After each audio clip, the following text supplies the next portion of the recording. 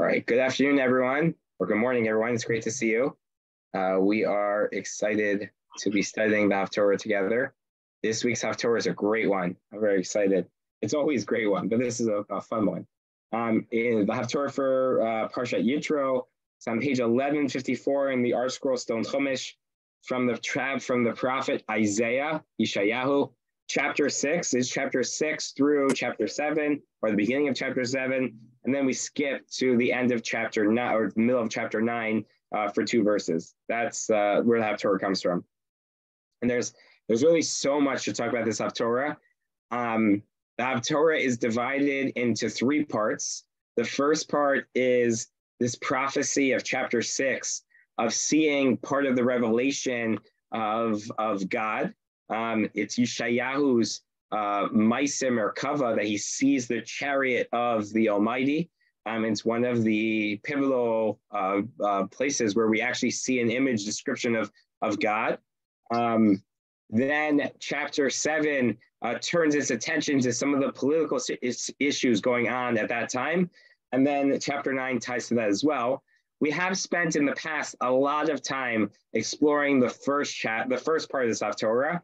And so while we'll touch it briefly, we're going to focus on the second part of the Haftarah this year. Last year, we spent a lot of time on the first half. This year, we're going to spend on the second half, on the second part. And then next year, God willing, we'll dedicate to the last part, right, as we slowly work through it. Both say yes. So our Haftarah, there are so many pieces to start with. So let's start with one of the most important pieces that we always do when we talk about the Haftarah, and that is its connection and its reflection and its commentary on our Parsha.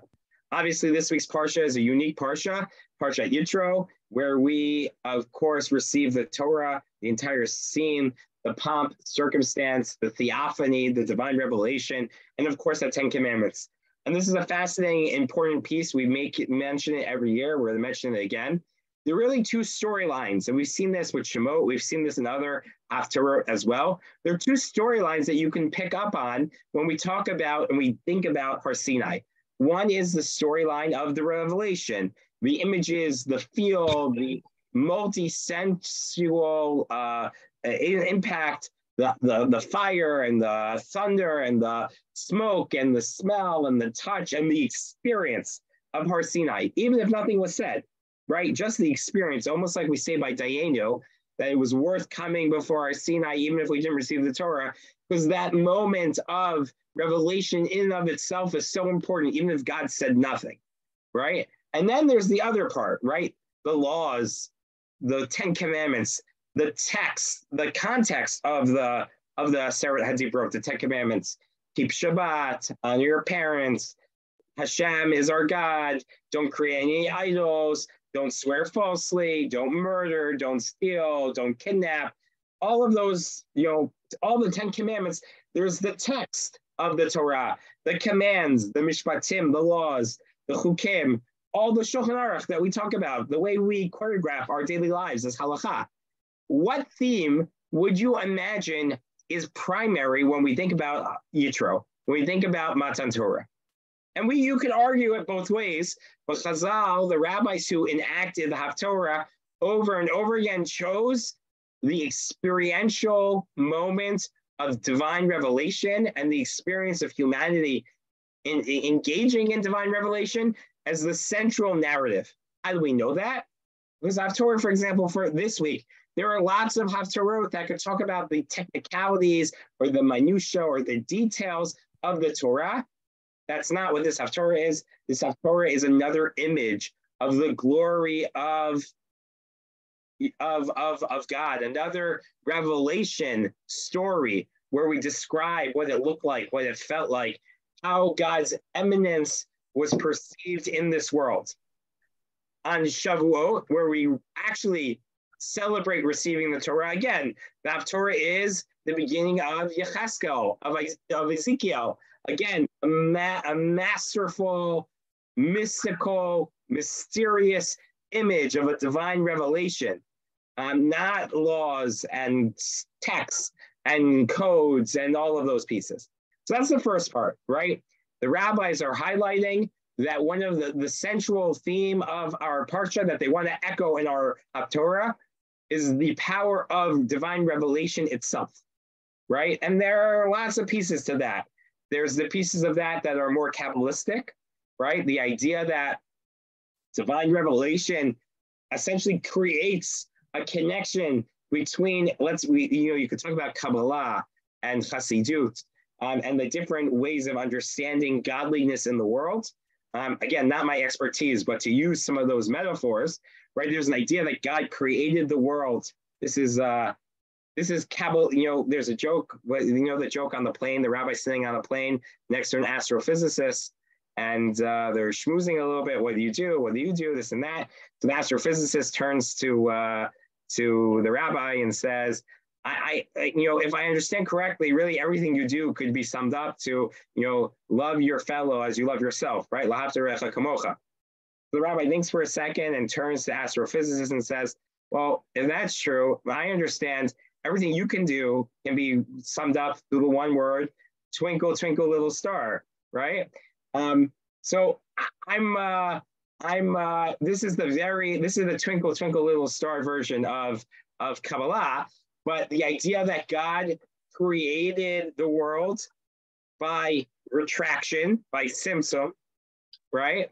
And therefore, but still nothing can exist without God.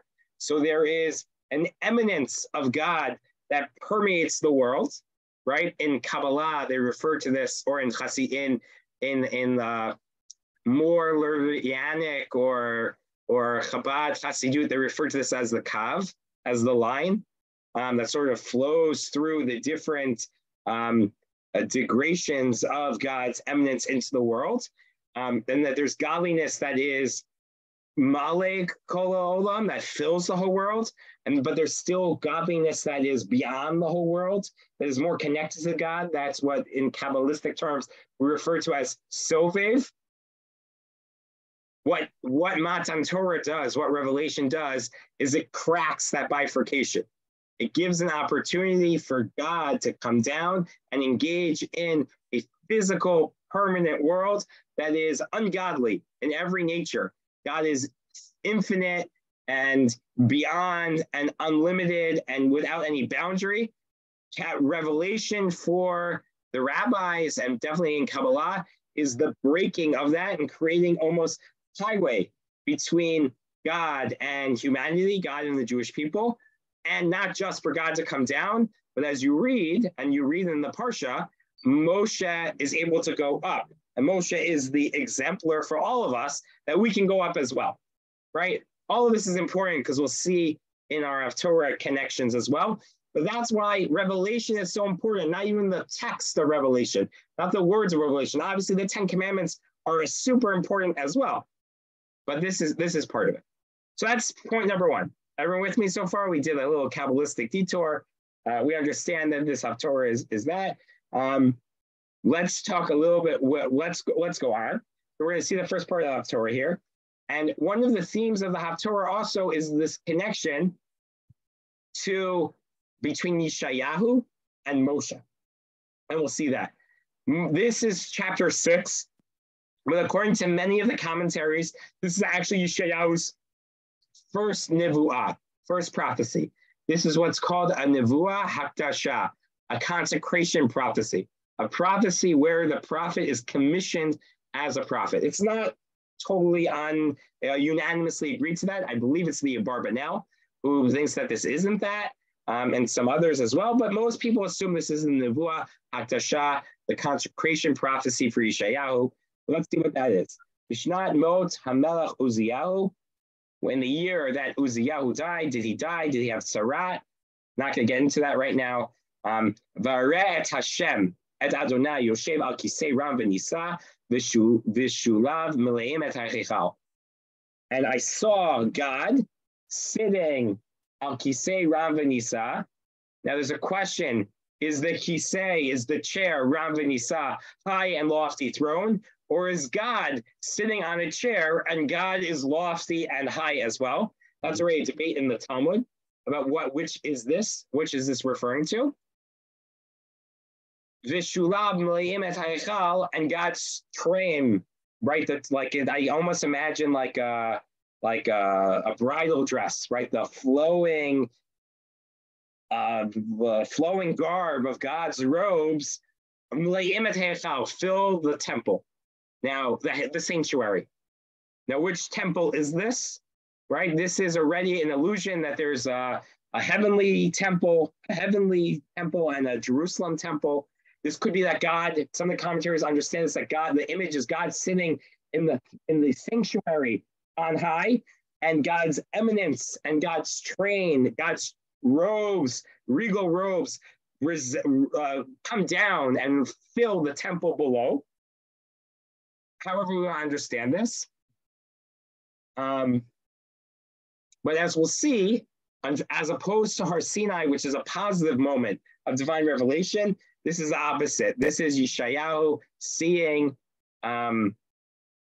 or God responding to the decrepit nature of the the southern kingdom, of their morality, and God actually leaving, turning away. And we'll see that imagery right now.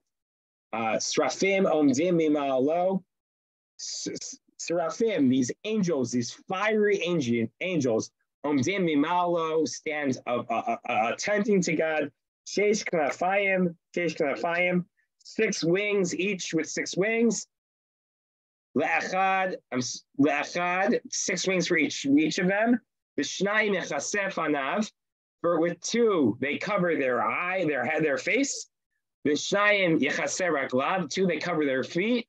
Uv'shnayim yeofef, and with 2 they can fly. Right, 6 wings, 2 covering their eyes, 2 covering their legs, and 2 that they can move with.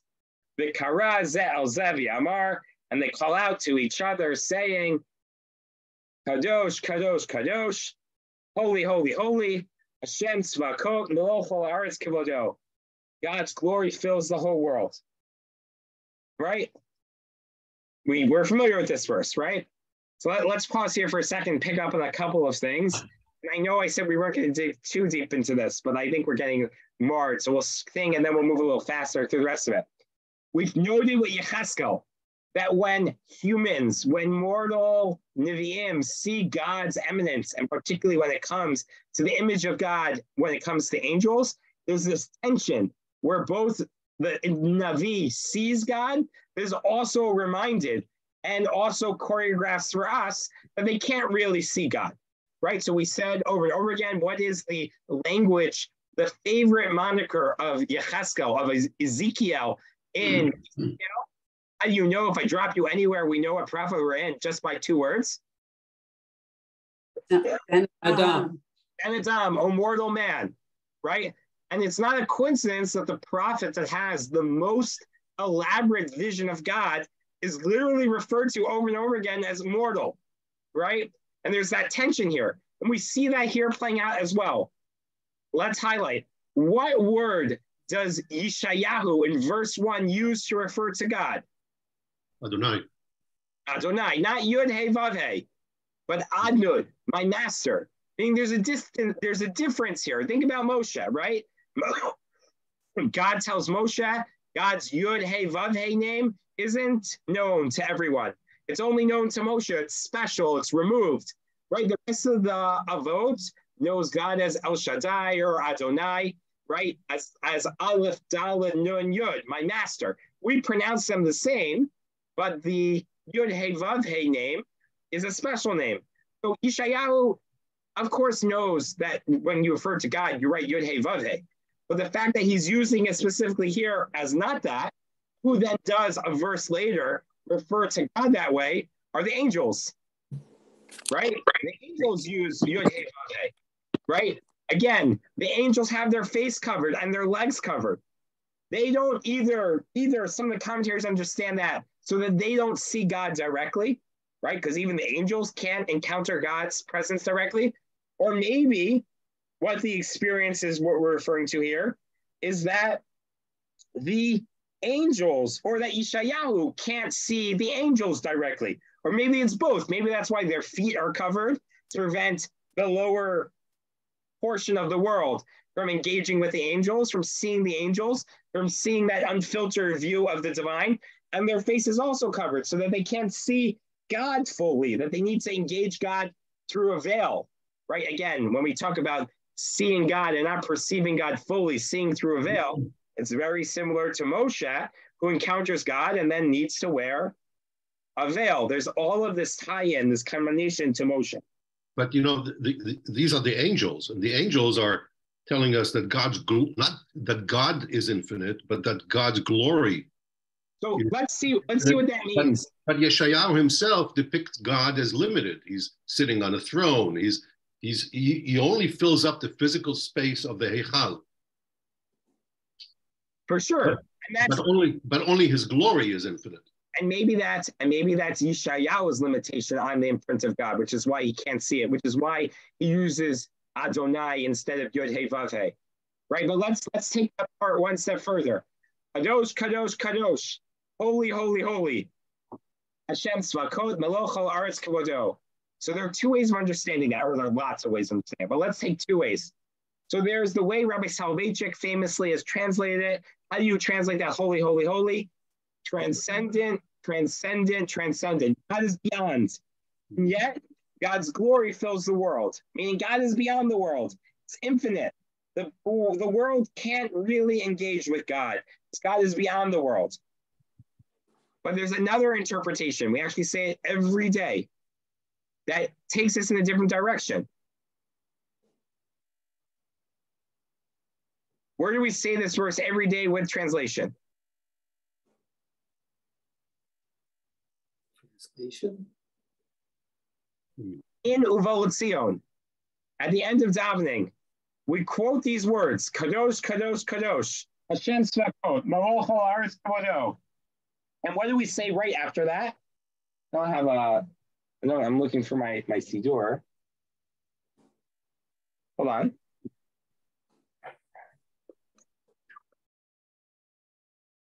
Right? What do we say right after that in Uvo Tzion? Right, we say those bold words, and then we say, right, Mekablin din, midin v'amrin. Right, this is the Targum Yonatan. This is the Aramaic translation of the Navi. And we quote the translation right over here. They receive permission from one another, right? V'kara zel zevi amar, Kadish mishmei merema. Does this sound familiar for people, right? We say this every day. Holy in the exalted heavens, above the heavenly abode, above God's presence. Kadish al ara ovar gevorte, holy on the earth, the product, the projection of God's strength. Kadish la'alam ulmei omaya Hashem tzvakot malakol ara ziv yikara. I'm sorry, yikare, right? God's glory fills the whole world in his eminence, right? This is just an Aramaic translation of Kadosh, Kadosh, Kadosh, Hashem Tzvakot, Melochal Aretz Kavodo. And we go on, right? But Seini Ruach Vashmach Rai Karash Gadol, Baruch Hashem Mimkomo, Unslavi Rucha, right? Wind me. Vish Shamad Batre Kozi Saga. And I heard afterwards the thing, Baruch Ikare Hashem Yimloch Leolam Ve'ed, Hashem Malchei Kahei Leolam Omei Omaya. It's Aramaic, right? We're quoting a Hebrew verse, and then we're giving the Targum Yonatan ben Uziel the Aramaic translation of the verse, and we're doing some Torah study, some Torah explication.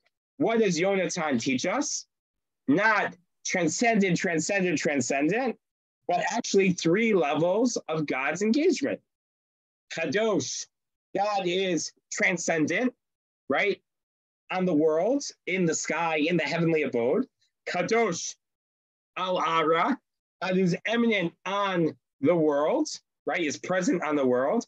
And Kadosh al-Omei Maya, God is internally holy, right? Transcendence, eminence, and internal holiness. Three facets of God's holiness. So there are actually two ways of reading this verse. One is transcendent, God's removed. God's separate, holy, God is removed and separate, but Melochal Aretz Kavodo, God's glory still fills the world. Or as Targum Yonatan ben Uziel explains, it's different facets to God's holiness. One is that God's transcendent, but also God is eminent in the world, and God is eternal. Right? So there are different ways of understanding this based on this verse, and obviously it's not that every time we say this, we say the same, we mean it the same way. Well, in Sion, we mean it one way. Maybe in Kedusha, we mean it another way. In the Birchos Kriya Shema, before Shema, maybe we mean it a different way. There are different ways. It doesn't necessarily mean that every time we quote it, we're aligning ourselves with a single interpretation. Everyone with me so far? Yep. All right. Wow, there's so much on this part. We'll get a little bit further, 2 more verses, and then we're going to jump to the next part. The doorposts are shaking from God's eminence being proclaimed. Mikol Korev Abayit Imale Ashan, and the house is filling with smoke. Right? This is also a reference to Har Sinai, right? If there's a scene that is always projected as God's sort of calling card, it's smoke, right? There, God speaks to Moshe from a burning bush, right? Har Sinai is this image of the fire, and it's not consumed, right? There's the smoke, the ketoret, the incense that fills the Mishkan when the Kohen Gadol goes into the Holy of Holies to recreate that, right? There's always this smoke that sort of, on the one hand, is the buffer from us to God, but also is the facilitator to enable us to encounter God, right? And this is sort of this idea of concealment, which we already alluded to earlier in this Haftarah, but the concealment enables us to engage with God. Because as Moshe says very clearly, you can't encounter God, Lo Yirani Hadam V'chai. You can't, or as God tells Moshe, no human can encounter God fully and live. And so this smoke, this concealment is very, very important. One more verse, just because it, or really 2 more verses, just because it ties so much into this image of Yeshayahu being like Moshe. V'amar oy li ki nimnesi, woe is to me, for I am lost. Ki ish tamei svatayim anochi, for I am a man of impure lips. V'toch am tamei svatayim anochi yoshev, ki et Hashem, ki et hamelech Hashem svakot ra'u einai. Seen God, I sit among an unclean people of unclean lips. Right? Who is someone who struggles with their mouth, right? Arel svatayim. Moshe also has uncircumcised lips, heavy lips, right? Right. So again, we sort of see this projection. It's important to note, tamei svatayim, does that mean his lips are impure? Right? He sinned. There's a sin here. Or is it that he's immortal, right? Tamei, meaning he will eventually die. He's finite, and encountering the divine is impossible for someone like that. 2 more points, then we'll get to the second part of the Haftarah. What is I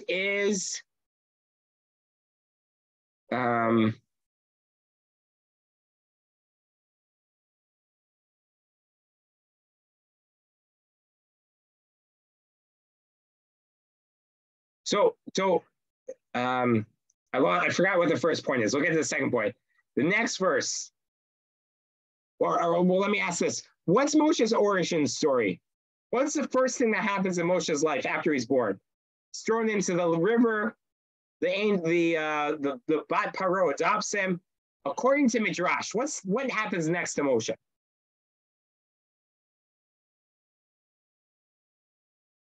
Just according to Midrash? According to the Torah, the next time we hear about him is he's walking around with his brothers and he kills the Egyptian. But what happens in the Midrash as he's growing up in the lap of luxury, in the lap of luxury in the palace? How does he become Tamei Svatayim, or hard of speaking? Is he born with a speech impediment? What does the Midrash tell us? The coal on his tongue. Exactly. He does this test, right? Is he going to take the crown or is he going to take the hot coal? And what happens? He's reaching for the crown.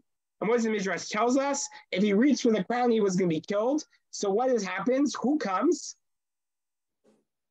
An angel comes and moves his hand. He grabs the coal, he puts it in his mouth, burns his mouth. Yeah. Right? So we have angels here. We have impure mouths. Right? And imagine Chazal, our rabbis, are reading these Midrashim to help bring Moshe into the world of Yeshayahu and Yeshayahu into the world of Moshe. Let's read the next line of Yeshayahu. What happens? Yeshayahu just says, I'm lost. My mouth, my mouth is impure. I'm either I've sinned or my mouth is impure or I'm immortal. What happens next? One of these angels come, and in his hand is a live coal, and he puts it he took from the Mizbeach, and he puts it in my mouth, and he says, Sar avonecha, I removed your sins, and I atoned for your sins, and now you're the messenger of God. Vashma kol Hashem, God is speaking again. Yod Hey Vav Hey is not here. Omar at me. Shlach v'miach lanu. Who should go? Who should represent us? Shlach nabiyad tishlach. Moses says to God, "Send whoever you want." Right? All of these are sort of echoes of Moshe. Vayomer hineni said, "Vaomar hineni, here I am. Send me." Right? So you constantly see this sort of echoing, and the Midrash sort of elaborates it. The Midrash interjects over here that before he said, "Send me," the Midrash says that Yeshayahu said, no, send Micha. And then he says, no, send Amos. And then he says, no, send Yecheskel. And he says, no, send Yirmiyahu. And for each of them, the Midrash says, God said, no, I can't send them. They're doing this. They have this issue. They have that issue. They're already for me. You have to do it, right? We're building up this resistance, just like Moshe. And it's unbelievable how the Midrash recognizes the linguistic and the narrative parallels between Moshe and Yeshayahu and builds on them and connects them and makes us read the stories one into another to bring them together so we see the comparison. All right. There's so much more to talk about here. Let's jump to the next part of the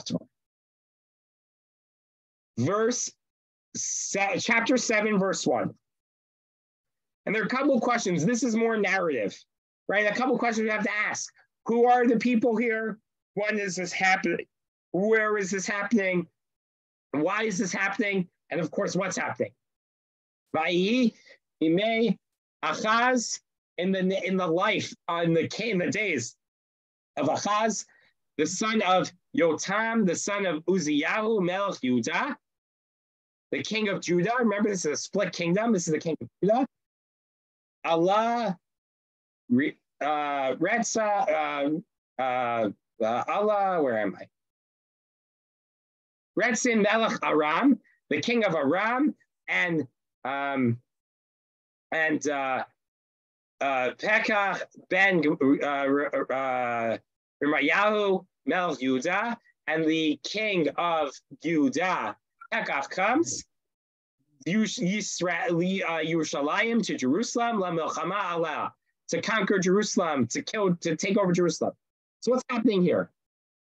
The northern kingdom and Aram are in an alliance, and they're trying to overthrow the southern kingdom. Mm-hmm. So first of all, when is this happening?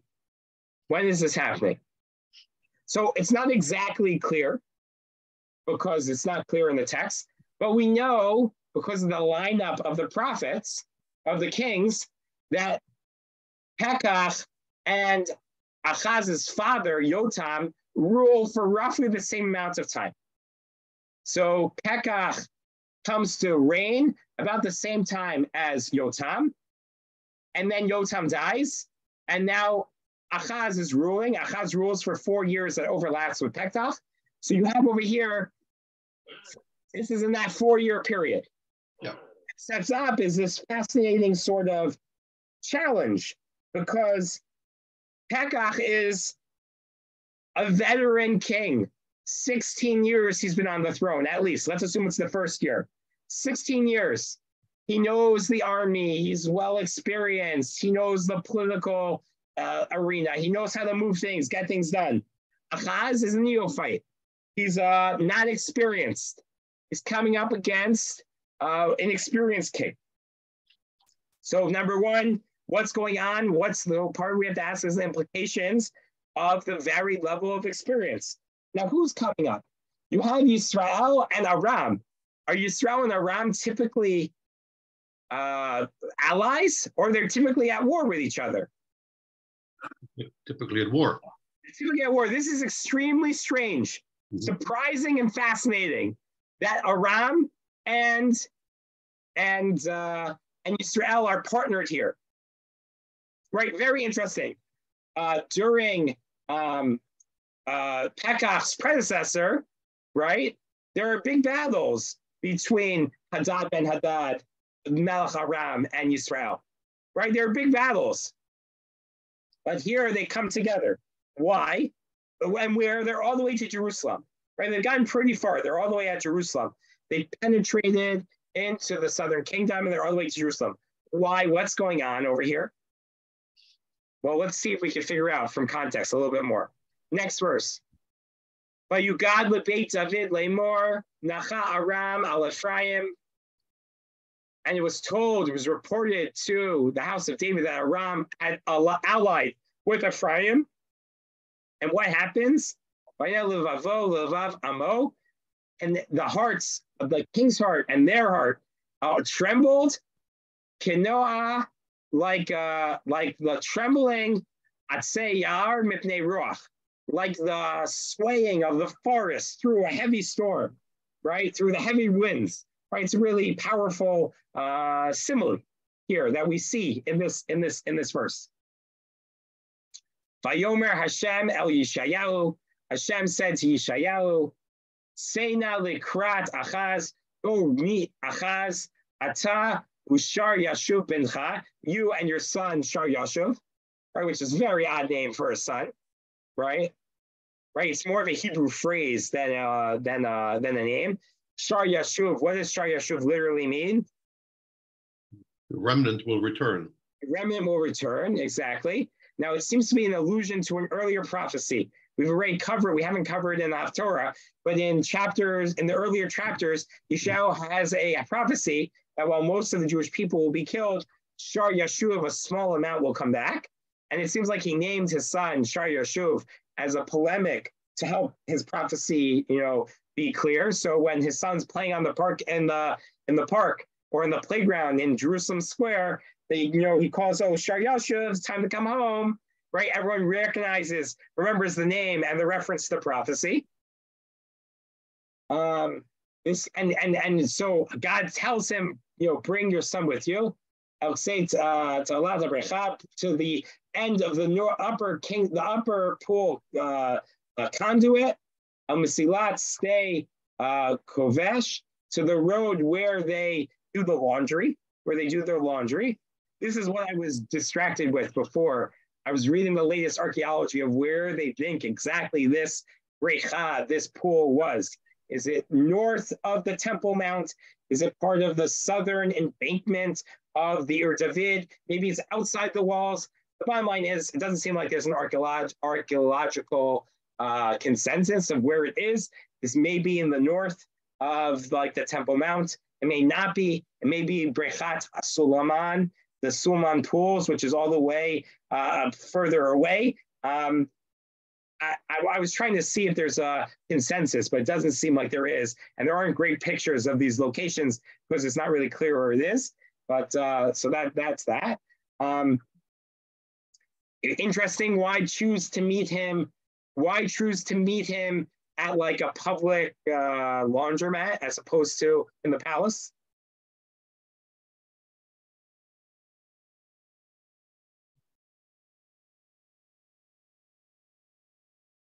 Go and meet the king. Go tell the king a message. Where should you meet him? In the Oval Office, or in public where they're doing their dry cleaning?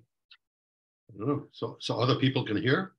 Exactly. So one answer might be I think, Sam, you're right. But let's give a traditional answer. I think I saw this in the Dot Mikra, that because the prophet comes to the palace, you sit in the Oval Office, there are all the guards around, you're not really on an equal footing to give the king advice. And so when you go in a more public place, there's more equality, there's more chance to hear the message. But I think the real answer is what Sam said. The king's not going to listen. We know that, and we know that because we know the rest of the story as we're about to read. So if the king's not going to listen, and you have a good under thought that the king might not listen, who then is your audience when you're telling the king something? The public, right? The message isn't for the king. The message is for everyone else. The conduit, the rhetorical location is go tell the king, but the message is going to be for everyone else when the king doesn't listen, right? I think that's 100% the reason here. So we still haven't figured out though, what's going on here? Why are they attacking what? Let's skip to verse 5 for a second. Yan ki alecha Aram ra Ephraim uben Ramayo lemor, because Ephraim, the northern kingdom, and Aram have plotted against you. What do they want to do? Na'aleh v'Yehuda. Let's march against Judah and let's conquer it. V'nimla v'namlich melech b'tocha et ben taval.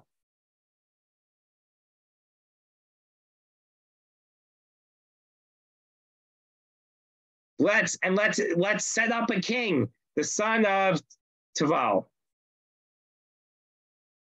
Who's the son of Taval? I don't know. The son of Taval, it seems to be, is more of a point of Taval being, a puppet king, someone who will follow, who will listen to me, right? It's not a name, it's an expression, right? What do they want? What are they trying to do? They're not trying to conquer Judah. They're not trying to end the kingdom, right? They want to install someone in the south who will be a puppet kingdom, will be more sympathetic to their needs. What's going on here? So there's an important historical fact to note, and we've talked about this in different Haftarot. There's a growing concern. Assyria, the Assyrian Empire is growing. 20 years ago, they're not worried about the Assyrian Empire. They're battling themselves. But now the Assyrian Empire is getting closer and getting stronger. Now Aram and Israel is worried, and they're allied against Assyria. And they want the nascent king Achaz to join an alliance, join with them against Assyria.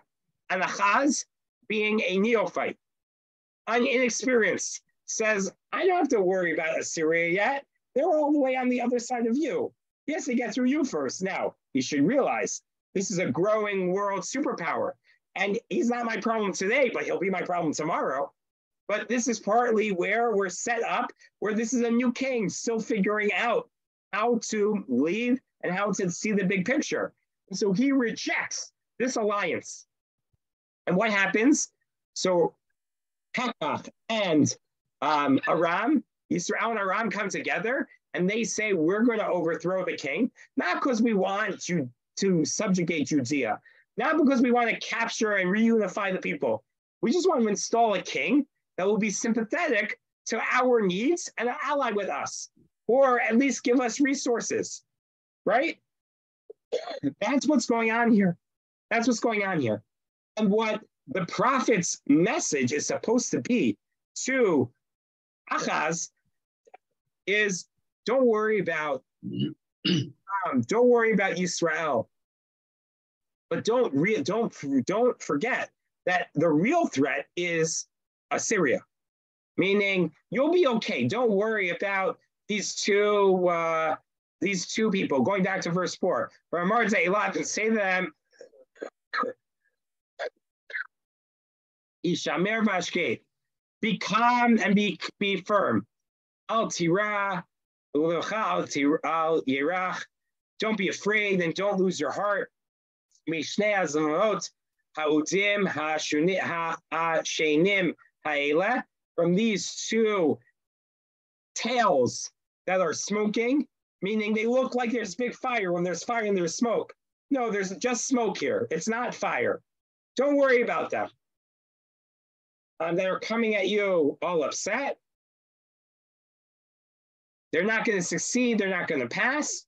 But realize that what you have to be concerned about is really the king of Assyria and the Assyrian threat. Now, the Haftarah switches here, and we move further on. Why? What does this even have to do with our Parsha? Why does what? What we just read, these 5 psukim, what does it have to do with Parashat Yitro? Why does it come in? Why is it included? Yeah. I think let's just talk about the last part. Okay. I'm going to answer it. So what ends up happening is he says no, and he doesn't listen to him. So much so that Yeshayahu says, I'm going to give you a sign. I'm going to give you a sign so that you know that, choose a sign so that you know that when God saves you, you'll know it comes from God. And the king says, I don't want a sign. I don't want to ask God, leave me alone. And then Yeshayahu says, don't worry, I'm still going to give you a sign. And again, the message is really for everyone else. There'll be a child who'll be born, Emmanuel, and by the time he's weaned, he'll eat milk, he'll eat cheese, butter, and honey, both of which are foods that are of the wealth, right? If you have extra milk, you can make it into butter. If you don't, then you're not making it into butter. They're luxury foods. And if the battle is still going on by the time he's weaned, then you won't be able to have those foods. The point is that right after he's weaned, the battle will cease, and that will be the miracle, and then you'll be able to have those foods. But let's jump to the last part. The last part of the Haftarah skips to chapter 9, and we get Ki Yeled Yulad Lanu Ben Yitan Lanu, for a child will be born to us. Tehim Yisrael Shechmo, and the authority will be on his shoulders. Vayikra Shemo, and his name will be. It's a question of how much of this is his name, how much is his title, but we'll read them all. Hela Yoetz El Gibor Aviad Sar Shalom, the mighty God, the great grace,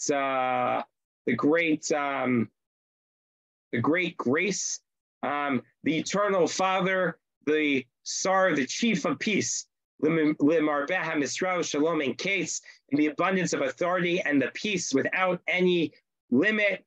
Al Kiseh David u'Malachto lachin oto sel b'mishpat u'b'tzedek u'b'tzedakah me'alta v'ad olam kinat Hashem tzvakot ta'aseh zo, that they'll be established with righteousness and equality from now and forever. Meaning, there's this vision of someone else, at least according to Pshat, this is Yecheskel, the last ruler of Yehudah, or one of the last rulers of Yehudah, who's righteous, who turns back to God, who establishes Beit David again, and has that last link of continuity before the destruction. Why is this all in the Haftarah? So maybe it's to get to 21 verses and to have something positive and to be somewhat continuous. But I think there's more to that. More to that has to do with this vision, the other part of our Parsha, which is the continuity of Jewish leadership, the story of Yitro, appointing and suggesting the whole process here. And you have Yeshayahu, which is not Yeshayahu, Yeshayahu, who's a stand-in as Moshe.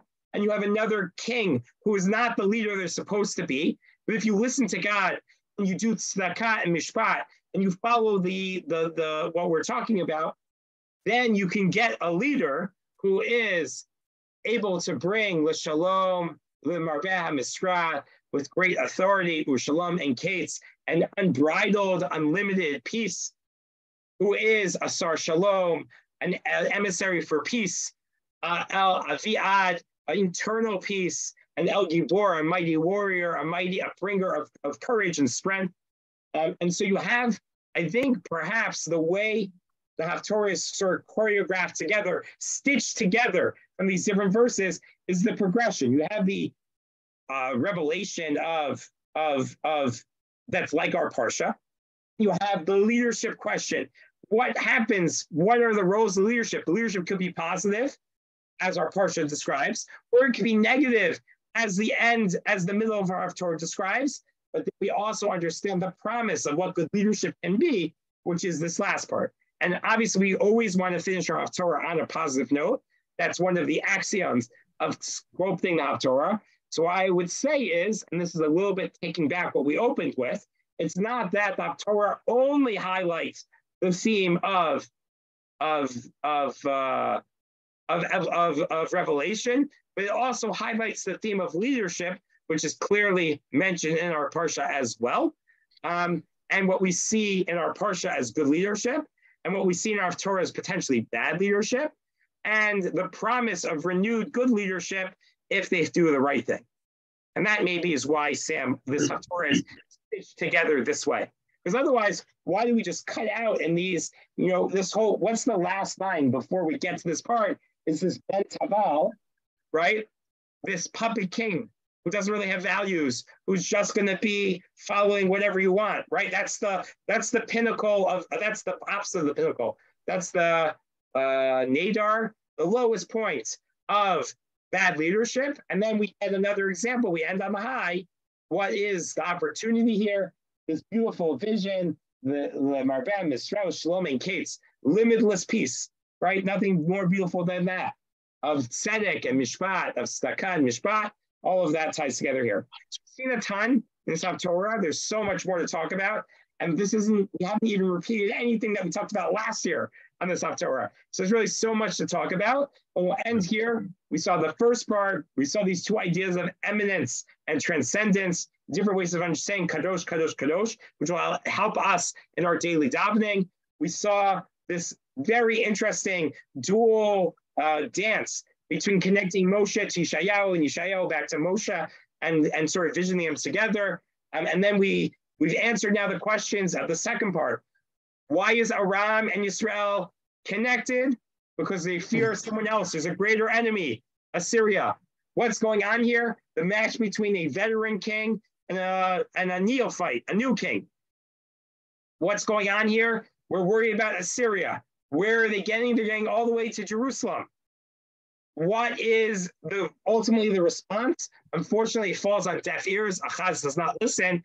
And we get the promise of a renewed king who will be able to be the right example. We'll end here. We'll take any questions. So Rabbi, the new king